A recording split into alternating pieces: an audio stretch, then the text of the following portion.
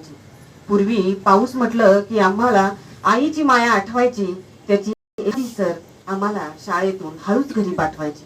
त्याची एखादी सर आम्हाला शाळेतून हळूच घरी पाठवायची. शाळेतून येता येता मग अंग भरून भिजायचं. शाळेतून येता येता मग अंग भरून भिजायचं. दिवसभर खिडकी जवळच निघायचं.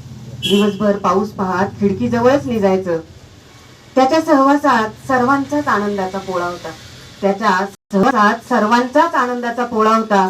तुम्हाला सांगते पूर्वीचा पाऊस खरंच खूप साधा भोळा होता.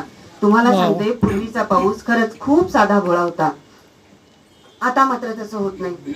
आता मात्र तसं होत नाही. पाऊस भोळा आता मात्र तसं होत नाही. पाऊस भोळा राहिला नाही. आईसारखा सगळ्या लेकरावर त्याचा आता सारखा डोळा राहिला नाही. आईसारखा सगळ्या लेकरावर त्याचा आता सारखा डोळा राहिला नाही. त्याच्या आवडत्या जागेवरच तो नेहमीच पडू लागलाय. त्याच्या आवडत्या जागेवरच तो नेहमीच पडू लागलाय. बाकी ठिकाणी खोटं चौथीसारखा रडू लागलाय. बाकी ठिकाणी खोटं चौथीसारखा रडू लागलाय. पावसासोबत माणसं सुद्धा पूर्वीसारखी राहिली नाही. पावसासोबत माणसं सुद्धा आता पूर्वीसारखी राहिली नाही. सर्वांशी सारखी मैत्री करणारी मी अजून तरी पाहिली नाही. सर्वांशी सारखी मैत्री करणारी मी अजून तरी पाहिली नाही. माणसं सुद्धा हल्ली निव्वळ पावसासारखं वागू लागली. माणसं सुद्धा हल्ली निव्वळ पावसासारखं वागू लागली. पाहिजे तिथं झोपा काढून नको तिथं जागू लागली. पाहिजे तिथं झोपा काढून नको तिथं जागू लागली. आभाळ भरून आल्यासारखी वरून खूप गोड भासतात. आभाळ भरून आल्यासारखी वरून खूप गोड भासतात. त्यांना थोडं निरखून बघा. त्यांना थोडं निरखून बघा. कडुलिंबाचं ते खोड असतात. कडुलिंबाचं ते खोड असतात. पोटात एक ओठात एक. पोटात एक ओठात एक असा त्यांच्या बोलण्याचा बाज असतो.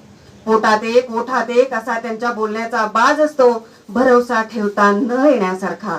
भरवसा ठेवता न येण्यासारखा हवामान खात्याचा तो अंदाज असतो. हवामान खात्याचा तो अंदाज असतो. जिथे गरजून दाटी करतात. जिथे गरजून दाटी करतात तिथे ती कधीच पडत नाही. जिथे गरजून दाटी करतात तिथे ती कधीच पडत नाही. बोलल्याप्रमाणे वागायचे प्रसंग त्यांच्या हातून कधीच घडत नाहीत.